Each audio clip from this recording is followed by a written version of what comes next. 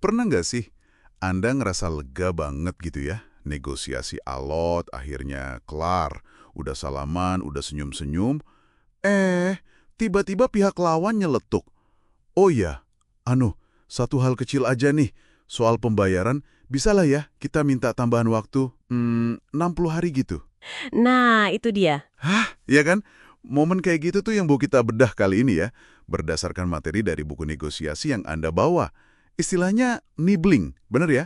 Kayak Persis. menggigit dikit-dikit gitu. Persis. Menggerogoti kesepakatan yang udah jadi. Rasanya sepele banget, tapi ini wah bisa bahaya buat hasil negosiasi kita. Jadi ya misi kita di pembahasan kali ini jelas. Membekali Anda semua dengan strategi jitu, biar bisa kenali, cegah, atau minimal tangani deh gigitan-gigitan rese ini. Iya, biar deal tetap utuh. Betul, biar nggak rugi bandar lah istilahnya. Yang menarik dari Nibrin ini, dan ini disorot juga di materi Anda, itu timingnya loh. Seringnya muncul pas setelah keputusan besar diambil. Oh ya, kenapa gitu ya? Karena ada semacam kerentanan psikologis di situ. Begitu orang udah bilang iya, entah beli barang atau setuju kontrak, fokusnya tuh geser. Jadi takut gitu loh, takut kehilangan deal yang baru aja didapat cuma gara-gara nolak permintaan kecil tambahan. Bener juga ya. Jadi kayak ada rasa, sayang masa gara-gara ini doang batal, gitu kan? Persis, momen lega campur takut kehilangan itu yang bikin nibbling efektif banget. Iya, iya. Materi Anda juga kasih contoh bagus tuh. Minta pengiriman gratis padahal harga udah deal. Atau minta sertifikasi ekstra nggak mau bayar lagi. Atau yang lebih nekat, mau nempatin rumah yang dibeli sebelum serah terima resmi. Wah, Nah, itu dia. Kelihatannya remeh ya, tapi kalau didiemin aja, ini bisa jadi presiden buruk. Ya banget. Materi Anda ini ngasih satu jurus ampuh, namanya trade-off gambit. Gantian gitu ya, tukar guling. Prinsipnya sih simple tapi kuat banget. Jangan pernah kasih konsesi tambahan pasca deal itu gratis, sekecil apapun permintaannya. oh jadi intinya, Selalu minta sesuatu sebagai imbalan.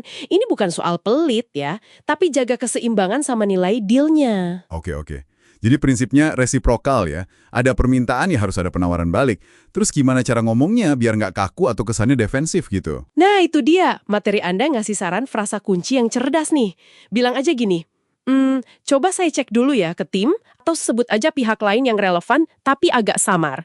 Tapi nih, kalaupun kami bisa usahakan itu buat Anda, kira-kira apa nih yang bisa Anda tawarkan balik buat kami? Wah, cakep tuh. Nggak langsung nolak ya. Tapi kayak bukan negosiasi kecil lagi gitu. Tepat. Ini ngirim sinyal jelas. Nggak ada yang gratis loh di sini. Tiap tambahan, ada harganya. Suka saya pendekatan itu. Selain buat nyetop permintaan susulan, ada manfaat lain nggak dari strategi ini? Ada dua lagi yang penting yang digarisbawahi di materi. Pertama, ini efektif banget buat mutus potensi rentetan nibbling berikutnya. Kalau mereka udah tahu nih, tiap minta pasti ditanya balik, wah mikir dua kali deh mereka. Haha, iya juga ya. Biar nggak keenakan minta terus. Betul. Kedua, ini secara psikologis malah naikin nilai konsesi yang Anda kasih. Walaupun buat Anda mungkin kecil, tapi dengan minta imbalan, Anda negasin kalau itu tuh berharga. Nggak bisa dianggap enteng. Wow, ini jadi ingat contoh keren dari perusahaan Fortune 50 di materi Anda. Ada VP di sana bilang kalau belajar soal trade-off gambit, ini pelajaran paling berharga banget buat dia. Iya, itu dia. Lebih berharga dari seminar manapun katanya. Dan ini kepake banget pas timnya nutup deal gede. Berapa tuh? 43 juta dolar. Gila ya. Gila. Tekniknya simpel padahal, tapi dampaknya fundamental banget. Banget. Nah, selain taktik reaktif kayak trade-off gambit tadi, materi Anda juga nekenin banget pentingnya pencegahan. Ini krusial. Idealnya kan kita nggak perlu sampai digigit sama sekali. Setuju banget. Pencegahan selalu lebih baik. Apa aja tuh strategi preventifnya? Ada dua hal utama nih. Pertama, ya usahakan sekuat tenaga buat negosiasikan semua detail itu sebelum deal final ditandatangani. Semua lo ya. Detail sekecil apapun gitu. Iya, jangan sampai ada celah abu-abu.